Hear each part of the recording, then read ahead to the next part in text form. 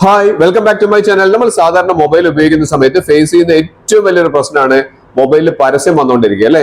അത് ഒഴിവാക്കാൻ വേണ്ടി നമ്മൾ പല മാർഗ്ഗങ്ങളും നമ്മൾ നോക്കിയിട്ടുണ്ട്. പക്ഷെ ഞാൻ ഈ പറഞ്ഞുതരാൻ പോകുന്ന ഒരു 3-4 ടെക്നിക്കുകൾ ഉണ്ട്. അത് ചെയ്ത് കഴിഞ്ഞിട്ടുണ്ടെങ്കിൽ നമുക്ക് 100% ഞാൻ പറയുന്നില്ല, പക്ഷെ നമുക്ക് ഏകദേശം ഒരു 75-80% നമുക്ക് പരസ്യം ഒഴിവാക്കാൻ സാധിക്കും. അപ്പോൾ ഈ ഒരു ട്രിക്ക് ഞാൻ പറയുന്ന 3 സെറ്റിംഗ്സുകൾ നിങ്ങളൊന്ന് ചെയ്തു നോക്കുക.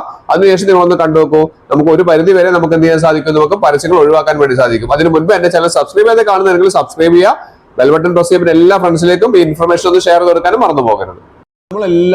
നമ്മളെല്ലാവരും സോഷ്യൽ മീഡിയയിൽ പല പല കാര്യങ്ങൾ നമ്മൾ ചെയ്യുന്നുണ്ട്. മൊബൈലിൽ നമ്മൾ പ്രത്യേകിച്ച് ഇതെല്ലാം ചെയ്യുന്ന സമയത്ത് നമുക്ക് പരസ്യങ്ങൾ ഒഴിവാക്കാൻ ആദ്യം നമ്മൾ ചെയ്യേണ്ടത് ജിമെയിൽ ഒന്ന് ഓപ്പൺ ചെയ്യാം. ജിമെയിൽ ഓപ്പൺ ചെയ്ത് കഴിഞ്ഞാൽ നമ്മുടെ ഏറ്റവും മുകളിലായിട്ട് നമ്മുടെ പ്രൊഫൈൽ ഐക്കൺ കാണാം. അവിടെ നിന്ന് ക്ലിക്ക് ചെയ്ത് കഴിഞ്ഞാൽ നമുക്ക് ഇതേപോലെ നമുക്ക് ജിമെയിലിൽ തൊട്ടതായിട്ട് മാനേജ് അക്കൗണ്ട് എന്ന് പറയുന്ന ഓപ്ഷൻ കാണാൻ സാധിക്കുന്നുണ്ട് അല്ലേ. അവിടെ നിന്ന് ക്ലിക്ക് ചെയ്യാം. അവിടെ നിന്ന് ക്ലിക്ക് ചെയ്ത് കഴിഞ്ഞാൽ നമുക്ക് നേരെ ആ ജിമെയിലിന്റെ അക്കൗണ്ടുകളിലേക്ക് നമുക്ക് പോകും. ഇവിടെ നമുക്ക് വന്നു കഴിഞ്ഞാൽ ഇവിടെ കുറെ ഓപ്ഷൻസ് ഇവിടെ കാണിക്കുന്നുണ്ട്. പിന്നെ ഓരോരോ ഓപ്ഷൻസ് ആയിട്ട് കാണിച്ചു തരാം. ഇവിടെ നമുക്ക് താഴേക്ക് വന്നു കഴിഞ്ഞിട്ടുണ്ടെങ്കിൽ വളരെ ഇമ്പോർട്ടന്റ് ആയിട്ടുള്ള ഒരു ഓപ്ഷനാണ് ഇവിടെ കണ്ടില്ലേ, ഡാറ്റ ആൻഡ് പ്രൈവസി എന്ന് പറയുന്ന ഒരു ഓപ്ഷൻ കാണാൻ സാധിക്കുന്നുണ്ട്. Data and privacy. ആ ഡാറ്റ ആൻഡ് പ്രൈവസിയിൽ ഒന്ന് ക്ലിക്ക് ചെയ്യാം.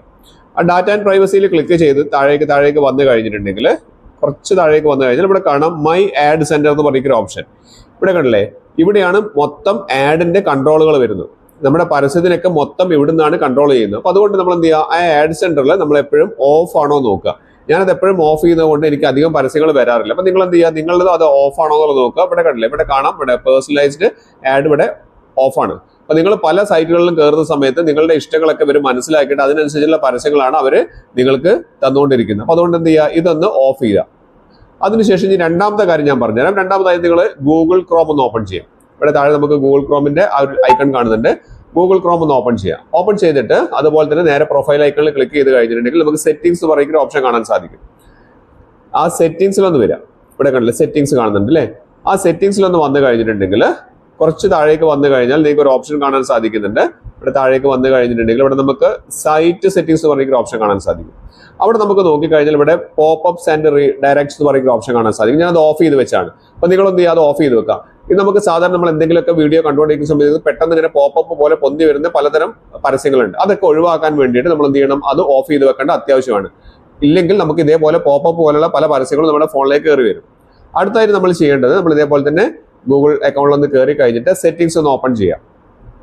താഴേക്ക് വന്നാൽ സെറ്റിംഗ്സ് കാണാം. ആ സെറ്റിംഗ്സിൽ ഒന്ന് ക്ലിക്ക് ചെയ്ത് കഴിഞ്ഞാൽ നമുക്ക് കുറച്ച് താഴേക്ക് വന്നു കഴിഞ്ഞിട്ടുണ്ടെങ്കിൽ പ്രൈവസി ആൻഡ് സേഫ്റ്റി പറയുന്ന ഓപ്ഷൻ ഇവിടെ കാണുന്നുണ്ട് അല്ലേ, പ്രൈവസി. അവിടെ നമുക്ക് ക്ലിക്ക് ചെയ്ത് കഴിഞ്ഞിട്ടുണ്ടെങ്കിൽ ഇവിടെ താഴേക്ക് വന്നാൽ ആഡ്സ് പ്രൈവസി എന്ന് പറയുന്ന ഓപ്ഷൻ കാണാം. ആഡ്സ് പ്രൈവസി എന്ന് പറയുന്ന ഓപ്ഷൻ.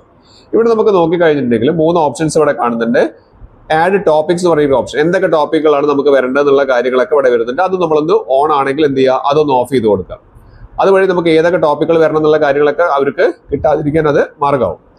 അടുത്തായിട്ട് നമുക്ക് ഇവിടെ കാണാം ആഡ് മെഷർമെന്റ് കാണാം. അതിന്റെ മേലെയായിട്ട് നമുക്ക് സൈറ്റ് സജസ്റ്റഡ് ആഡ്സ് കാണിക്കുന്നുണ്ട്. നമ്മൾ ഏതെല്ലാം സൈറ്റുകളിലൊക്കെ പോകുന്നുണ്ട് അവിടെ കയറിയിട്ട് നമുക്ക് എന്തെല്ലാം പരസ്യങ്ങളാണ് നമുക്ക് അയക്കേണ്ടത് എന്നുള്ള കാര്യങ്ങൾ അവരെ അറിയിക്കാതിരിക്കാൻ നമ്മൾ എന്ത് ചെയ്യണം, അതും ഒന്ന് ഓഫ് ചെയ്ത് കൊടുക്കാം.